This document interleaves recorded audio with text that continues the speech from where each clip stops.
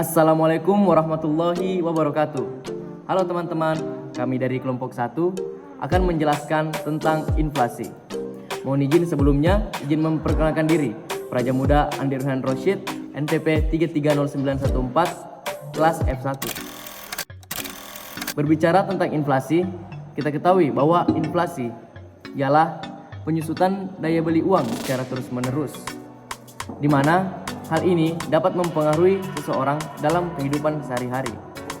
Maka dari itu, mari bersama-sama pelajari lebih lanjut tentang definisi, penyebab, dan dampak inflasi pada perekonomian.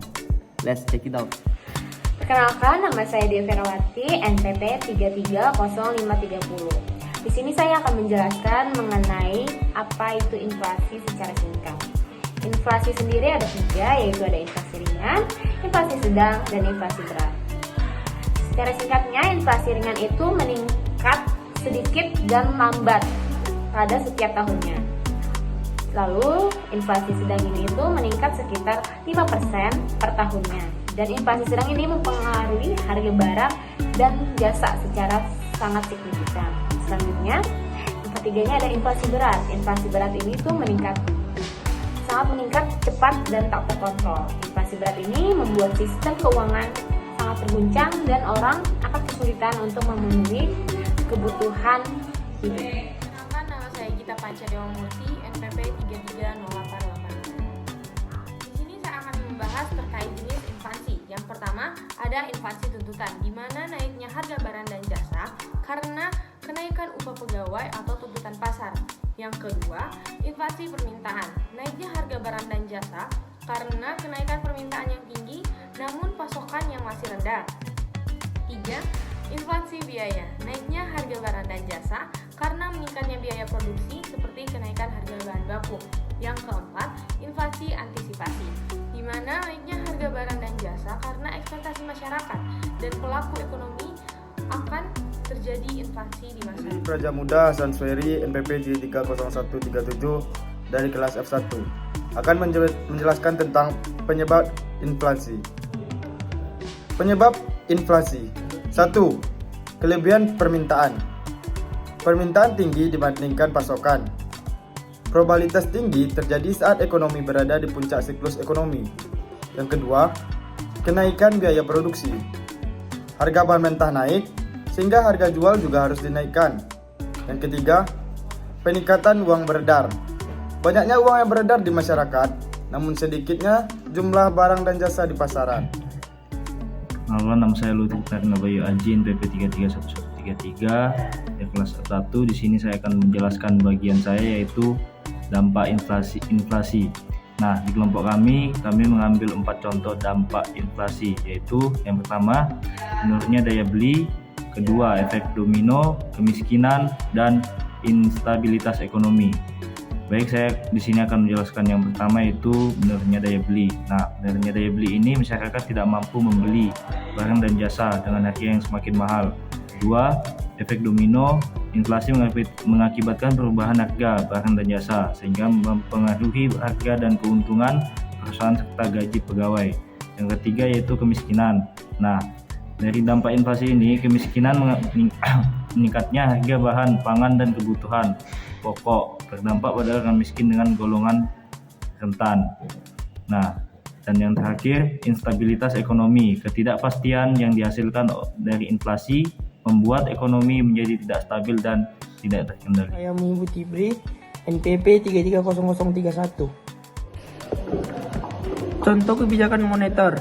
Yang pertama itu menstabilkan suku bunga. Otoritas Bank Sentral melakukan intervensi pada pasar uang dengan tujuan menaikkan atau menurunkan tingkat suku bunga. Yang kedua itu menjaga inflasi target. Bank Sentral menetapkan target inflasi yang harus dicapai dan melakukan pengawasan terhadap harga barang dan jasa untuk mencapainya. Yang ketiga itu ada pemotongan atau likuiditas. Bank Sentral memotong jumlah uang yang beredar dengan cara menjual surat berharga. Efek sampingnya adalah pembatasan kredit kepada pelaku usaha. Selanjutnya itu contoh kebijakan fiskal. Contoh kebijakan fiskal itu yang pertama itu menjaga anggaran yang berimbang, yaitu meningkatkan pendapatan negara plus menghemat belanja negara sama dengan anggaran seimbang. Yang kedua itu menurunkan pajak penghasilan, memberikan insentif pada pelaku usaha sehingga dapat meningkatkan produksi dan membersihkan lapangan pekerjaan. Dan yang ketiga itu meningkatkan produksi barang dan jasa. Pemerintah dapat melakukan berbagai kegiatan pembangunan atau memberikan insentif kepada pelaku usaha untuk meningkatkan produksi. Saya, Lisandriana, NPP 33081 akan mempertegas kembali mengenai kebijakan fiskal dan juga kebijakan moneter. Kebijakan fiskal dan kebijakan moneter adalah dua alat utama yang digunakan oleh pemerintah dan juga bank sentral dalam mengelola perekonomian di suatu negara. Kedua kebijakan ini memang seringkali berkaitan, tetapi ternyata memiliki peran yang berbeda dalam mencapai tujuan perekonomian. Kebijakan fiskal melibatkan penggunaan anggaran pemerintah termasuk perubahan dan pengeluaran dan pendapatan pemerintah. Tujuan utama kebijakan fiskal adalah mengendalikan pertumbuhan ekonomi, inflasi, dan mengatasi ketidakseimbangan anggaran pemerintah. Sedangkan kebijakan moneter adalah bentuk tanggung jawab bank sentral untuk mengendalikan jumlah uang yang beredar di perekonomian, termasuk suku bunga dan ketersediaan kredit. Tujuan utama kebijakan moneter sendiri adalah menjaga stabilitas harga, mengendalikan inflasi, dan mempromosikan pertumbuhan ekonomi yang seimbang. Kedua jenis kebijakan ini seringkali bekerja sama untuk mencapai tujuan ekonomi yang lebih luas. Misalnya dalam situasi krisis ekonomi, pemerintah dapat mengadopsi kebijakan fiskal untuk memberikan stimulus melalui peningkatan belanja pemerintah. Sementara bank sentral dapat menurunkan suku bunga untuk merangsang investasi dan konsumsi. Kombinasi kedua kebijakan ini dapat membantu mengatasi masalah ekonomi seperti resesi atau ketidakstabilan ekonomi. Pembahasan selanjutnya ialah mengenai negara hiperinflasi dan juga negara hipoinflasi. Negara hiperinflasi merupakan negara dengan kategori inflasi yang sangat tinggi. Contohnya ada negara Zimbabwe. Pada tahun 2008, negara ini mengalami inflasi bulanan yang sangat tinggi, bahkan mencapai miliaran persen. Hal ini disebabkan oleh sejumlah faktor termasuk pencetakan uang yang tidak terkendali, konflik politik, dan juga masalah ekonomi yang serius. Dan yang kedua ada negara Jerman. Pada periode di antara Perang Dunia Pertama dan Perang Dunia Kedua atau sekitar tahun 1920-an, tepatnya di tahun 1923, Jerman mengalami hiperinflasi yang sangat amat terkenal, yaitu nilai uang Jerman turun secara dramatis dan juga drastis. Kasus yang terkenal adalah ketika orang membawa karung uang kertas hanya untuk membeli roti. Dan selanjutnya negara dengan kategori hipoinflasi artinya negara yang dikategorikan dalam negara inflasi dengan kategori yang rendah. Yang pertama ada Jepang dan juga Swiss. Jepang ini merupakan salah satu contoh negara dengan tingkat inflasi yang sangat rendah atau bahkan negatif. Dan yang kedua juga ada Swiss yang tidak jauh lebih kurang samanya seperti Jepang.